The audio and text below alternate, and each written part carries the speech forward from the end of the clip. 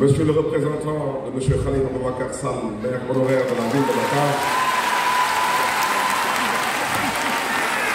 Madame Soham El Wardini, maire de la ville de Dakar,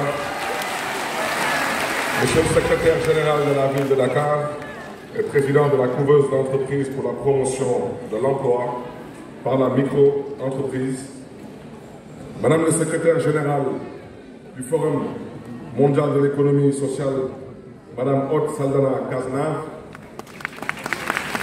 Madame Samb, directrice du FODEM, Monsieur le coordonnateur de l'ACTES, Monsieur Malik Diop, Madame Khalifal, présidente de l'AFAO, Madame le ministre Diogo Ndiaye, je vous salue respectueusement. Mesdames, Messieurs les maires, membres du conseil municipal de la ville de Dakar, Mesdames, Messieurs les maires des communes du Sénégal, Monsieur le professeur Sambou Ndiaye, Monsieur le professeur Abdou Salam Fall, Monsieur le président de l'Union des associations d'élus locaux, Mesdames, Messieurs, chers invités, en vos rangs, titres et grades respectifs, je vous salue respectueusement. C'est un réel plaisir de m'adresser à vous aujourd'hui, en ma qualité de maire de la ville de Dakar et hôte du 6e Forum mondial de l'économie sociale et solidaire. Cet événement historique est une première en Afrique organisée par le G7 et je suis ravi d'accueillir dans notre pays, le Sénégal, pays de la Teranga, des délégués du monde entier, Dalen Akjama, bienvenue. Welcome home. Être la première ville africaine à accueillir le Forum de l'économie sociale et solidaire est une immense fierté, mais s'accompagne d'une grande responsabilité.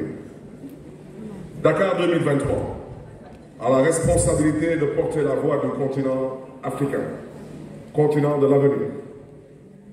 Les chiffres parlent d'eux-mêmes. En Afrique, 70% de la population est âgée de moins de 35 ans. 80% des emplois sont dans le secteur informel. Notre indice de développement humain est de 0,5 sur 1. Autrement dit, notre développement économique pourrait être doublé si notre indice de développement humain était au maximum. Nous avons une urgence à agir. Accélérer l'éducation et l'employabilité, le développement des compétences, l'emploi et l'entrepreneuriat, la santé et la nutrition, piliers du développement du capital humain, voilà notre responsabilité. L'économie sociale et solidaire qui nous réunit approche de l'économie centrée sur l'humain en favorisant la collaboration entre les différents acteurs du développement, peut contribuer à la création d'emplois durables, à la réduction de la pauvreté et de l'exclusion sociale, à la préservation de l'environnement et au renforcement des communautés locales. L'économie sociale et solidaire peut constituer un outil puissant qui ouvre la voie à un avenir plus équitable et plus durable pour l'Afrique et pour le monde.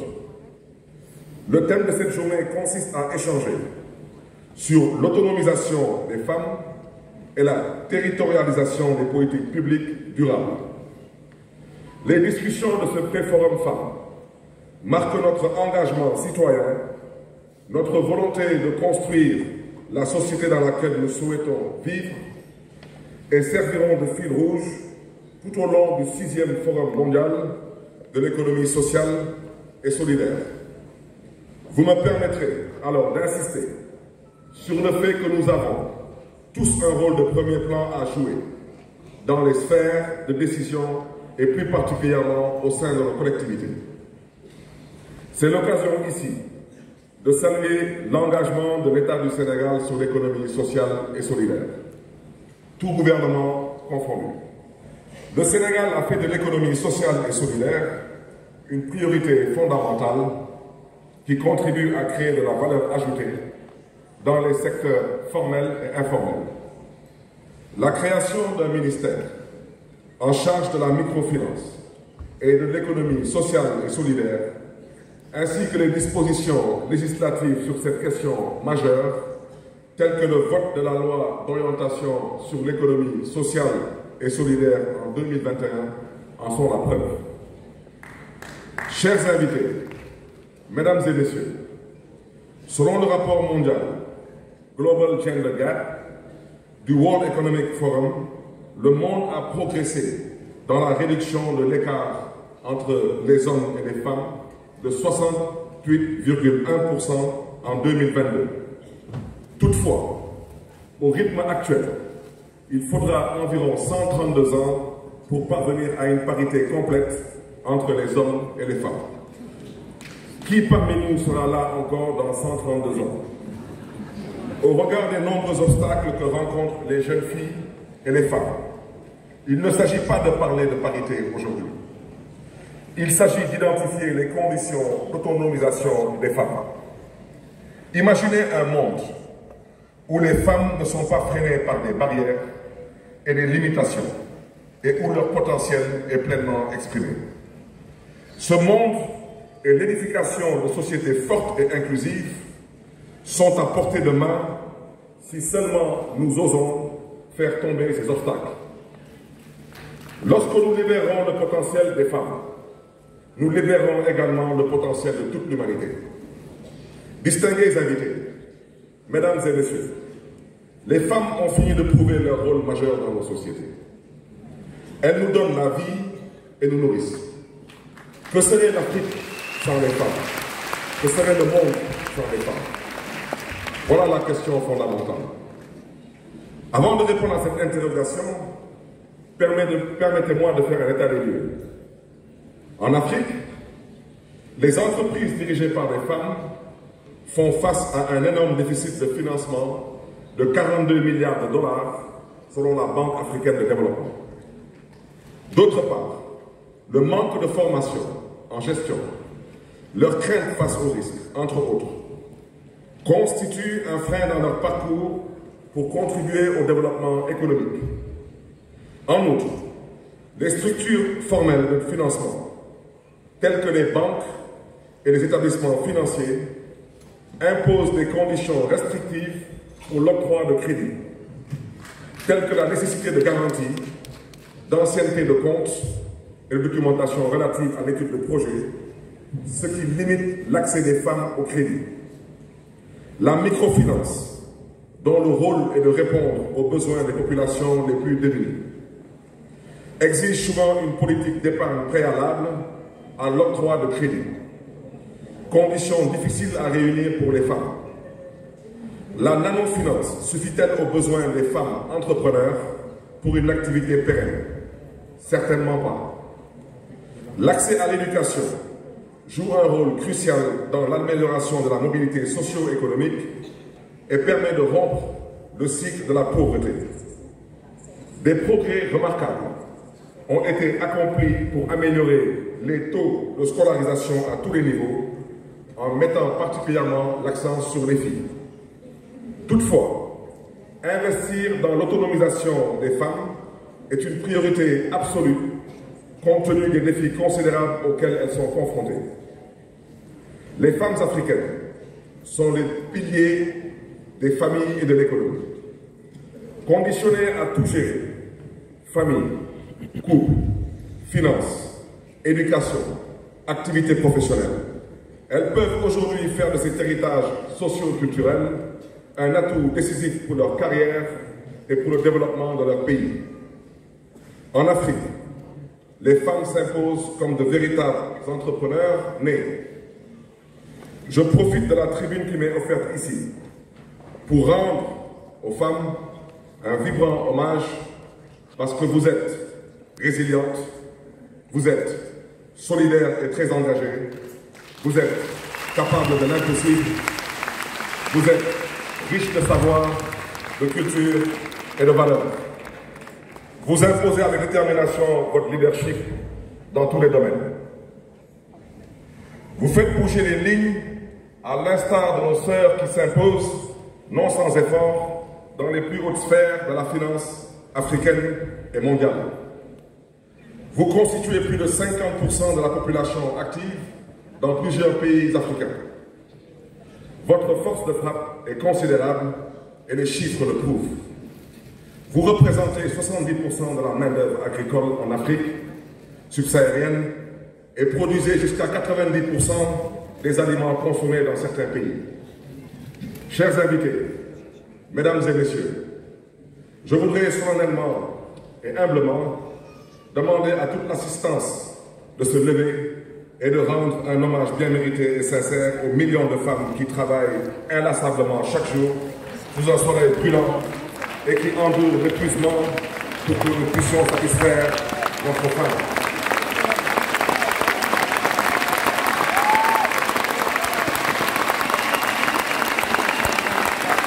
À ces femmes d'ici, à ces femmes d'ailleurs, aux femmes du monde, que Dieu vous garde et que Dieu vous bénisse. Je vous remercie. Femmes africaines, femmes africaines, femmes africaines, vous êtes championnes du monde de l'entrepreneuriat. Vous pouvez vous asseoir. Merci pour ce bel hommage. Femmes africaines, vous êtes championnes du monde de l'entrepreneuriat. Une étude réalisée par Roland Berger pour Women in Africa démontre que près d'un quart des femmes africaines en âge de travailler sont impliquées dans la création d'entreprises. Un taux bien plus élevé que dans n'importe quelle autre région du monde. Quelles sont les solutions? Dans certains pays, l'autonomisation des femmes n'est pas négociable. Des politiques et initiatives concrètes ont été mises en œuvre pour promouvoir l'égalité des sexes et surtout autonomiser les femmes dans différents domaines de la vie. Les pays nordiques, l'Islande, la Suède, la Norvège ainsi que le Canada sont souvent cités en exemple en matière d'égalité des genres et d'autonomisation des femmes. Et plus près de nous, au Rwanda, la proportion de femmes parlementaires est aujourd'hui de 61,25%, bien supérieure à la moyenne mondiale, actuellement, qui est de 26,4%.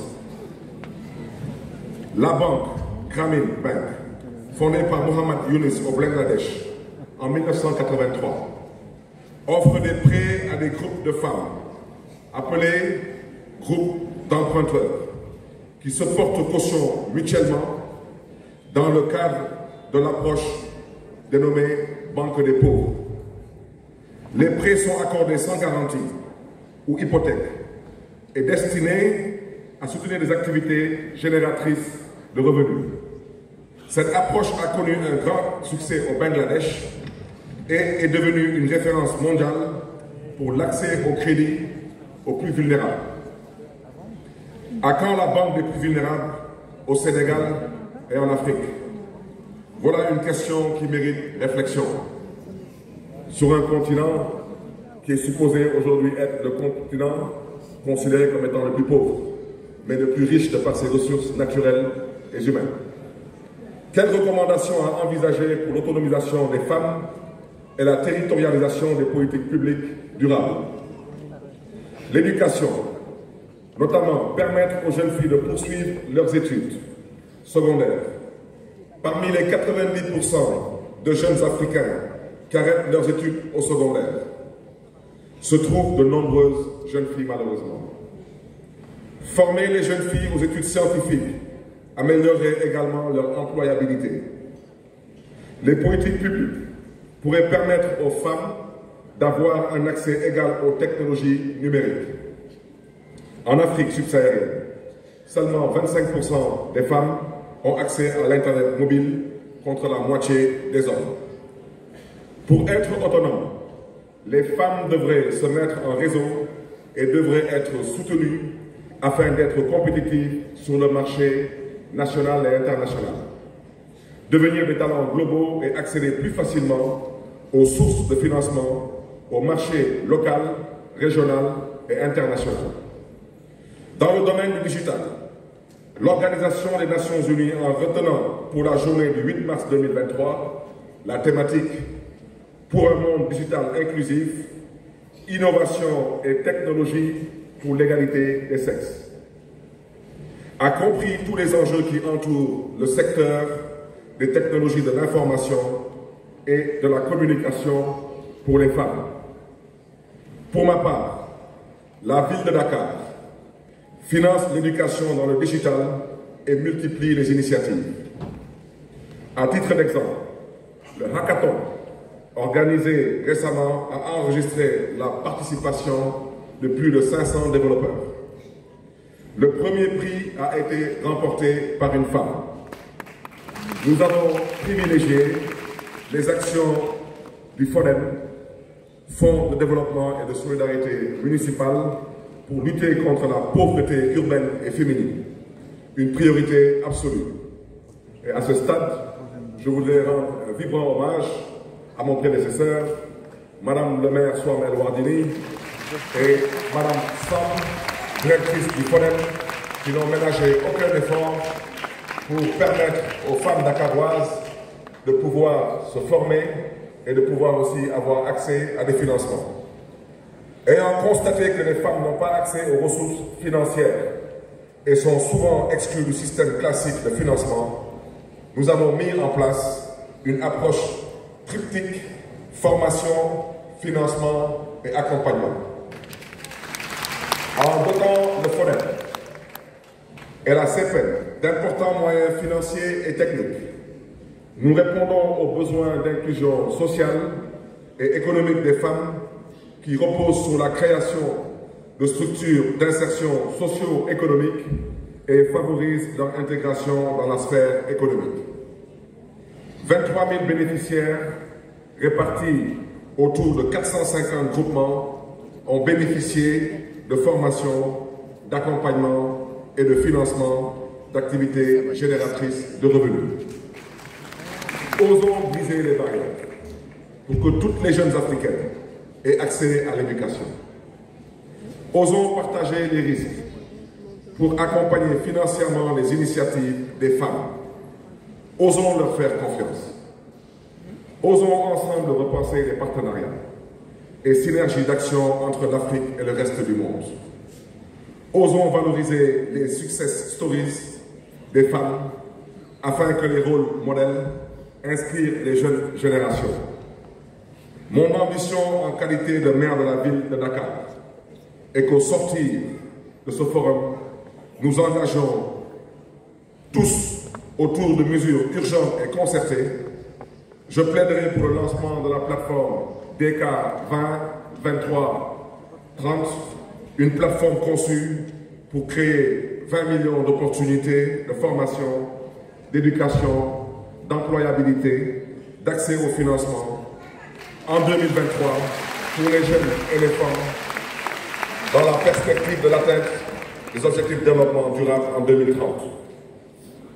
Un engagement pris le 1er mai 2023, jour de la fête du travail, lors de l'ouverture du forum et dont l'échéance coïncidera, comme je l'ai dit tantôt, avec la réalisation des objectifs de développement durable en 2030. Pour terminer, je dirais tout simplement, shoot for the moon, even if you miss, you will land among the stars. Alors ça, c'est ma communication qui me l'a mis. C'est à la limite, les étoiles sont vos objectifs, même si vous ne le réalisez pas, vous atterrirez parmi les étoiles. Chers sœurs, vous êtes déjà des stars. Et je le confirme. Prenez votre place, n'attendez pas qu'elle vous soit donnée. Si nous continuons à refuser de vous faire une place au sein des sphères de prise de décision, alors osez briser avec éclat ce fameux plafond de verre. L'humanité toute entière vous en félicitera et vous remerciera. Femmes d'ici, femmes d'ailleurs, femmes du monde, que Dieu vous garde, que Dieu vous bénisse. Je vous remercie de votre attention.